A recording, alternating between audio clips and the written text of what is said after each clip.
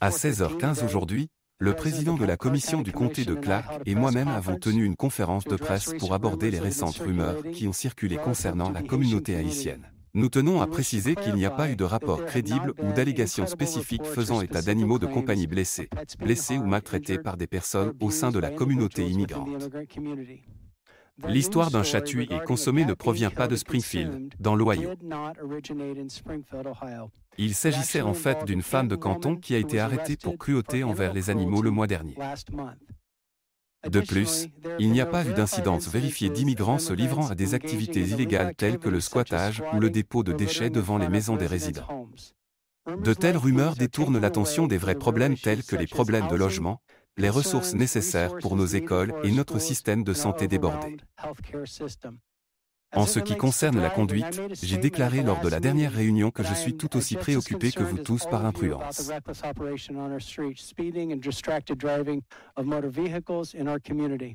In fact, I've continued to ask for support from the state at the state level to support us in addressing these major driving-related concerns. Governor DeWine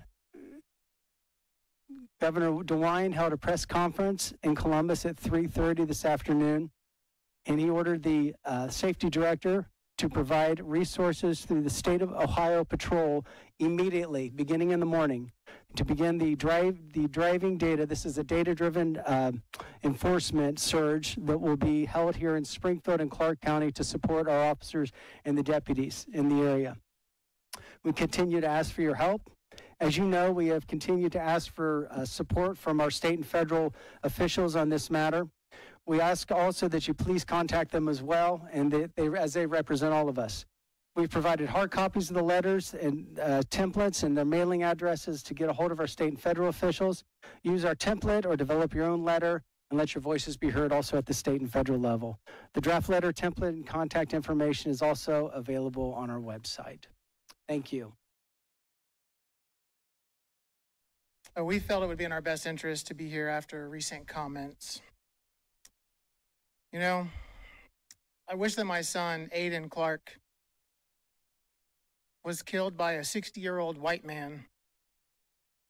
I bet you never thought anyone would ever say something so blunt. But if that guy killed my 11-year-old son, the incessant group of hate-spewing people would leave us alone. The last thing that we need is to have the worst day of our lives violently and constantly shoved in our faces. But even that's not good enough for them. They take it one step further. They make it seem as though our wonderful Aiden appreciates your hate, that we should follow their hate. And look what you've done to us. We have to get up here and beg them to stop. Using Aiden as a political tool is, to say the least, reprehensible for any political purpose. And speaking of morally bankrupt, politicians, Bernie Moreno, Chip Roy, J.D. Vance, and Donald Trump, they have spoken my son's name and used his death for political gain. This needs to stop now. They can vomit all the hate they want about illegal immigrants, the border crisis, and even untrue claims about fluffy pets being ravaged and eaten by community members. However, they are not allowed, nor have they ever been allowed to mention Aiden Clark from Springfield, Ohio. I will listen to them one more time to hear their apologies. To clear the air, my son, Aiden Clark, was not murdered. He was accidentally killed by an immigrant from Haiti. This tragedy is felt all over this community, the state, and even the nation. But don't spin this towards hate. In order to live like Aiden, you need to accept everyone, choose to shine, make the difference, lead the way, and be the inspiration. What many people in this community and state and nation are doing is the opposite of what you should be doing. Sure, we have our problems here in Springfield and in the U.S., but does Aiden Clark have anything to do with that? Did you know that an 11-year-old boy could be passionate about gardening, that he could haggle for a better price at a yard sale? Did you know that he researched different cultures to better appreciate and understand people that he interacted with? Did you know that one of the worst feelings in the world is to not be able to protect your child? Even worse, we can't even protect his memory when he's gone. Please stop the hate. I said to Aiden that I would try to make a difference in his honor. This is it. Live like Aiden. Thank you.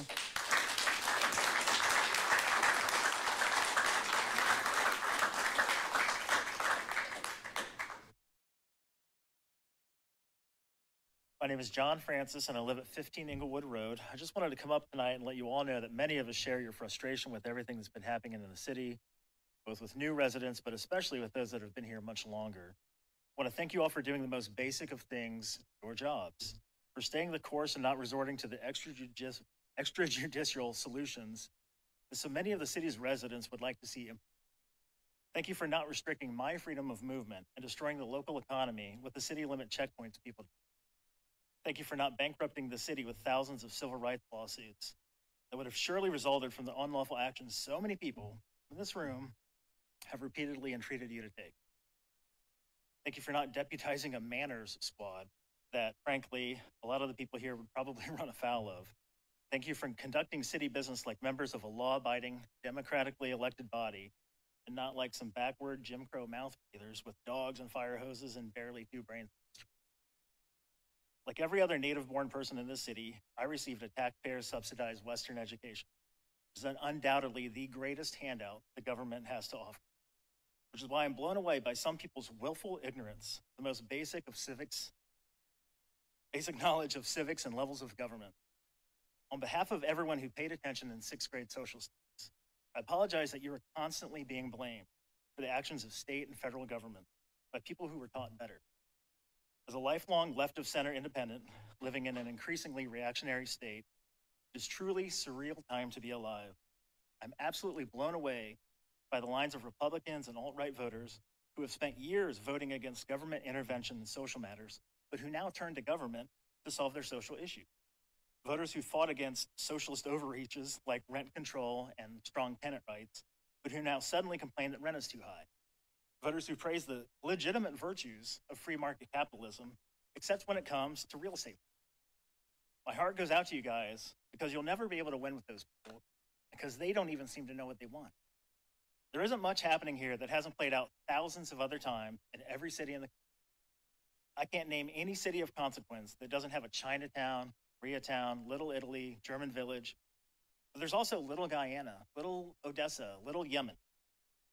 In fact, there are many hundreds of ethnic enclaves in the U.S. There isn't anything happening here that hasn't happened in every one of those. And they're getting along just fine. Would I have personally chosen Springfield to have a large Haitian enclave? Probably not. Because I'm nothing if not lazy. And learning to live with strangers is challenging. But I'm also smart enough to realize that what I want is irrelevant. Because I live in the United States of America, and in this country, you should not get to pick who moves in next. Our country has a pretty notorious history of doing that, and it should be universally horrifying to any decent member of society. So thank you for not ignorantly repeating the mistakes of the past, and good luck while you chart your way through the same challenges that 1,000 other mayors and 1,000 other city councils navigated before you to the long-term betterment of the cities that serve. Thank you, John. My name is Charlie. I'm a fence man. I've been in business over 50 years. I get along with everybody in the community. And my main concern is I believe that everybody should be treated equal. If the Haitians, as everybody wants to talk about, wants to come here and better themselves, it's all well to do. The Haitians ain't the only people that don't know how to drive, you know. So we got to make that known. The Haitians, as supposedly, quote unquote, ain't the only one that steals, you know. As Martin Luther King said, he had a dream that one day, little white girl and little black boy will be holding hands. That's the dream that I have. I'm 64 and a half years old, and I still haven't seen that dream.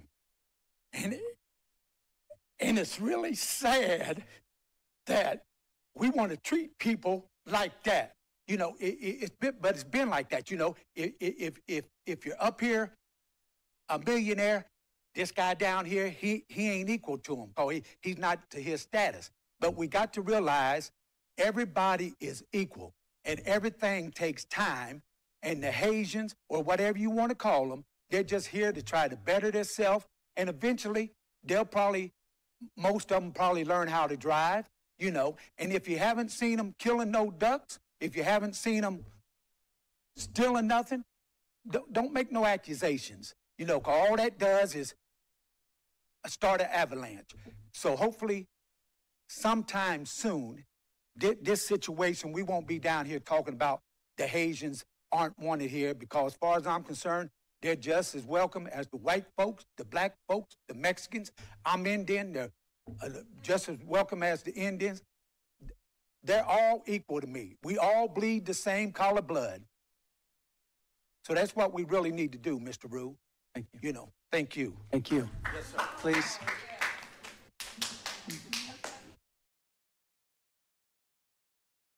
I did not mean to bring any ill will to my city.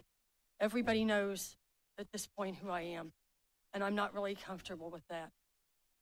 I try to keep to myself, and that's not what I wanted, was for this to happen. I did not mean to bring any ill will to the city.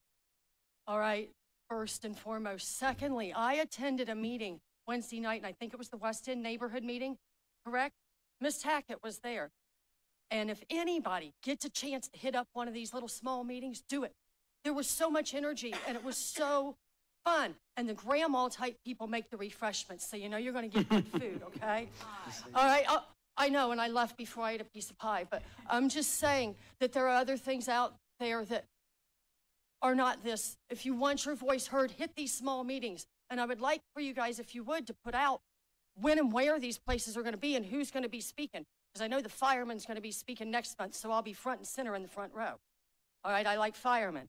But I'm just saying that I did not mean to bring any ill will. And about the ducks and the cats, I'm the crazy cat lady in my town, and I'm not missing any. Everybody's present and accounted for.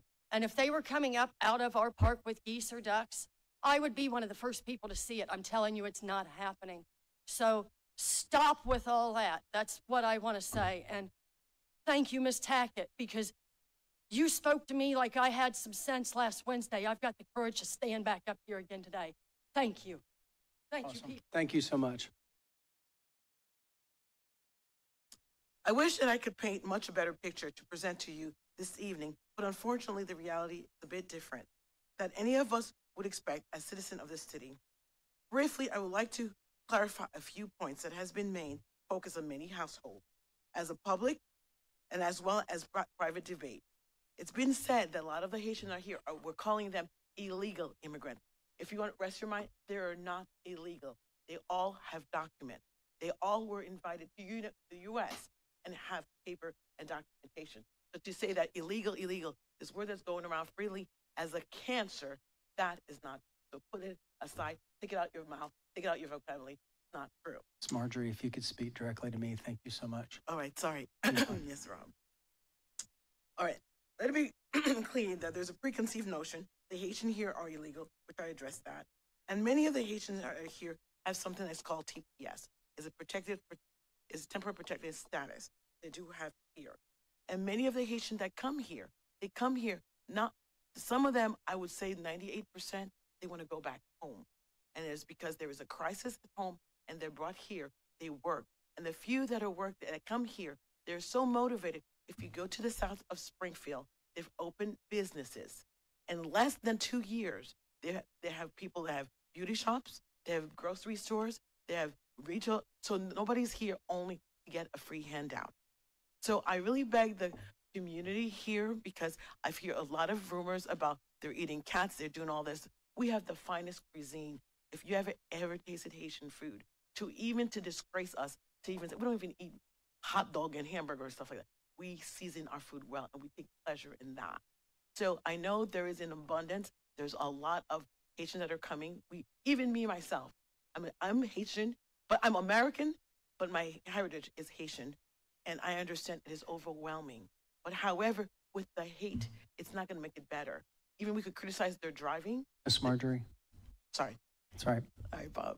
we could criticize their driving. It's because we don't know. We've traveled to Europe, and they have a different standard for driving as well. So there is nowhere when you enter a country, before they give you a license or you have your license, there's not a class that you take. So all of this that you're feeling that this is what's hindering or this is what's causing the problem because of their driving, we have people. If you see Ferncliff has been hit several times, that wasn't hit by a Haitian. So there is a lot of traffic accidents. Just to be patient with the people. I'm sorry, I ran out of time. You got a couple more seconds. I got close. Well, only thing I want to do is that Springfield, we moved to Springfield after 9/11 because this city was unique. They had so much love and of course differences. I remember moving here, we were the only Black in the neighborhood in Northridge, and my children had a challenge. But after time, things started to change. And most people, I get it. It's not easy to get change. And now I see there's a multicultural. It is nothing wrong with change. So to blame the Haitians, a lot of them, there's good and bad in everyone. But everybody who came here to represent the Haitian community, not one of them are on welfare. They have their own money, and they want to invest in Springfield. Thank you for your comments. Melissa Skinner. Start. Go right ahead. Giassi Jones. Who am I?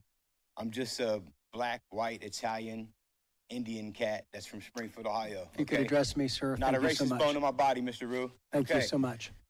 With that being said, I'm here on behalf of human beings, okay, of the Springfield, the city of Springfield, Ohio. I'm a little nervous. I usually have no fears of public speaking, but today I had a lot of eyeballs that I've had some intriguing conversations with, to say the least. You know, 5 years ago, in the middle of COVID, I took the old Shamrock Bowling Alley. You guys probably heard about the Shamrock Bowling Alley, dilapidated piece of crap that was just falling apart, rotting away. I took that and I turned it into a rec center by myself. No outside funding, no banks, none of that. Just being by myself. Totally all in. We got a nonprofit boxing gym. I've been coming to the city for help for a long time, Brian. You know that. It's another can of worms. We need help. The kids need help. When I asked the city where's the youth initiative on the city agenda for the what's it called, the yearly what's it called, annual retreat, the budget action plan that goes to the federal government that requires you be on the action plan to get federal funding. You have to be on the action plan. We've tried to get on there numerous occasions, failed terribly, miserably. No help for the kids. No youth-based initiatives. We need a new recreation center for the kids of Springfield, Ohio. We need the new boxing gym created. The land bank has so much land that they can dedicate us for we can get a new center built. I'm done on that point. Now we're going to move on to the the influx of the Haitians. You know, the bad part about this whole situation is stop the influx of Springfield page on Facebook. Somebody needs to get it taken care of and get it taken down. It's a bunch of rhetoric that cannot convince smart people that Haitians are bad people, okay? The Haitians that I know, these Haitians right here in this middle row, my people that I've known for 4 years going on, they're beautiful, wonderful people. They're engineers, electrical. They're highly educated people that own businesses. I've never seen a Haitian crackhead. I've never seen a Haitian bum in front of Kroger's on East Main asking me for change. I've never seen a Haitian zombie high on dope, fentanyl, heroin. Never. You won't see it. Why? They don't even smoke cigarettes. Let's get real, people. The people that's on that page complaining and moaning about the Haitians are poor people that are miserable and tired of being poor. They need to get up off their ass and do something. Go to work. If you're tired of sitting in the welfare line and it takes an hour, get off welfare, okay? If you're tired of being disabled, if you're a disabled body and you get Social Security, I pray you do best. I hope you get healthy and fully recover. You know, stop being stupid. Stop being ignorant, okay? We're Springfield, Ohio. I'm born and raised. I moved away for 15 years. I came back home. I'm talking fast because I know I only got 3 minutes. I'm trying to get a point across. Springfield needs help. We got to start with the kids, damn it. If you don't start with the kids, you're going to end up 10 years from now. It's going to be chaos, total anarchy. Nobody's going to listen to the government. And I got one more thing to say. Brian Heck, how do you make $187,000 and Mike DeWine only makes $168,000? I want that question answered, first and foremost. Okay, we're a small town, barely a city, okay? We got 50 to 60-some thousand people, okay? How do you make that much money, sir? Cleveland's city manager doesn't make that much. We'll have answers for you. I'm out, baby. Hey, thank you. Thank you. Good evening. As you may recognize, the previous speaker, Mandy Heaton, I am her husband. The woman she spoke of, Kathy Heaton, was my mother. I will be honest in telling you that I do not have the strength to speak about the tragedy endured by the senseless killing of my mother, and I am not here for sympathy. There is nothing that will offset the heartbreak of knowing my mother died after tucking my children into bed, us singing her happy birthday that evening, or the sight of her walking out of my house unaware that would be the last time we would speak. What I am here for is solution. We are blessed every day to live in a country of freedom and opportunity, a land that welcomes, a land that is for the people and by the people. However, the influx of the immigrants who have made our city, state, and country home have been given a lose-lose situation. They have not been acclimated to the laws, the rights, the responsibilities associated with being an American citizen, an Ohioan, or a resident of Springfield, especially when it comes to the rules and regulations of operating a motor vehicle. While I appreciate the efforts that the Ohio State Patrol and the governor has announced today, we have seen countless incidents in our area of vehicle crashes involving, unfortunately, people of Haitian descent. We've heard of incidents of alleged cheating happening in the BMV offices. We've learned that about the lack of driving rules and regulations within the country of Haiti. Every one of these factors makes the integration of the Haitian people into our community unfair to them and unfair to us. But what we have not heard about is how to fix it.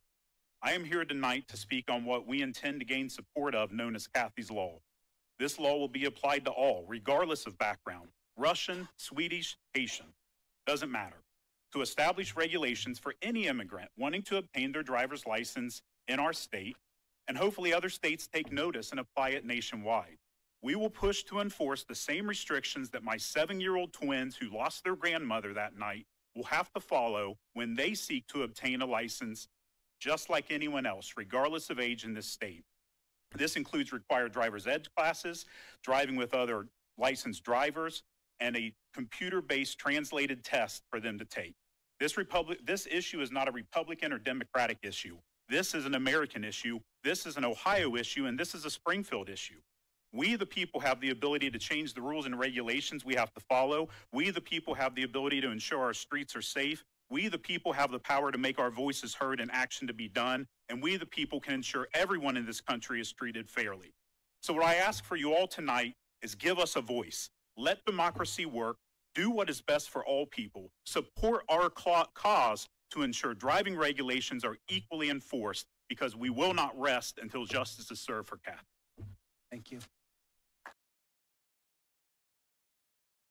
Thank you so much, Commissioners. I speak on behalf of the Haitian community. I have so many of them here. Briefly, I would like to clarify a few points that have been the main focus of many households, as well as public debates for the past few months.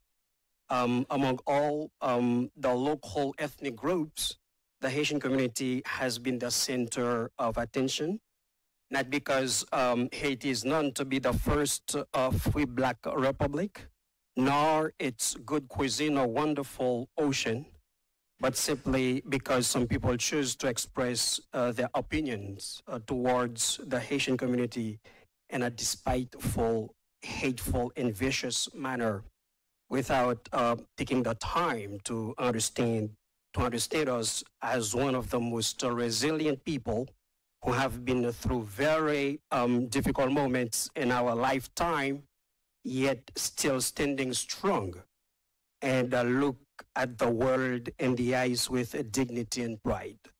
Let's be clear, there is a preconceived notion that all the Haitians here in Springfield are illegal immigrants, which is false. Some of us are Haitian American citizens who can vote. We are green card holders, and some of us are here via a federal program that allows us to have a social security card, employment authorization that allows us to temporarily stay in the country. This program is better known as TPS, just like the Ukraine, the Cuban, Venezuelan, and Nicaraguan. We clearly understand that there is a huge misunderstanding about legal and illegal immigrants. When a Haitian citizen comes to USA by the way of program, does it mean that the person is illegal? Same thing for all other ethnic groups mentioned above. Some say that Haitians come here to steal jobs and public assistance from other communities. which is false. We are here as some hardworking person. Despite the bad weathers, colder temperatures that we are not used to, and snowy days, we still get up early in the morning and get to work. We courageously do the dirty jobs that most typical Americans would not do and never think about quitting because it's our duty to contribute in the city's financial growth with our tax dollars. Some say to stop the Haitian influx because we are responsible for the rising cost of housing. I don't know how true is that. We are here as homeowners and businessmen and women and investors. Thank you for your comments. I appreciate it. Thank you so much. Good evening. My name is Colin Barclay. I want to start out by thanking the Commission for allowing me to speak here. I also want to say thank you to the Commission for your tireless effort in coming up with solutions and for your work with our state officials to come up with solutions just announced today. And I hope you feel that you are truly appreciated. I do ask an important favor here, that our Commission and our citizens remember and hold true to verifiable facts when making comments before the city and its commission and on public forums / social media in general. 8 years ago, I completely bought into this notion of fake news, the idea of holding media conglomerates and people to higher standard of fact-based, unbiased news. Who wouldn't want to buy into that?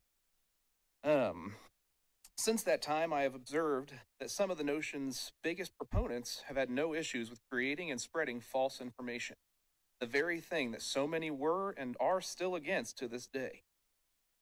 This public forum and some of the public comments have become the proverbial drunk uncle at Thanksgiving. The continued false information has hurt this community, its community members, our newest neighbors. Fake news has tarnished the reputations of some of our community leaders. Fake news has enabled the Nazi sympathizer group to march on our streets. Fake news has allowed the leader of said group to come into this very meeting and feel comfortable enough to speak.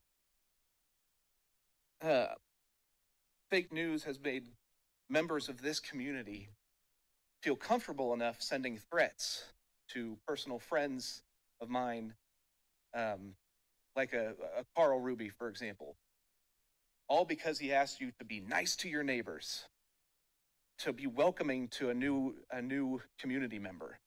But fake news has told people differently, and now he's receiving threats.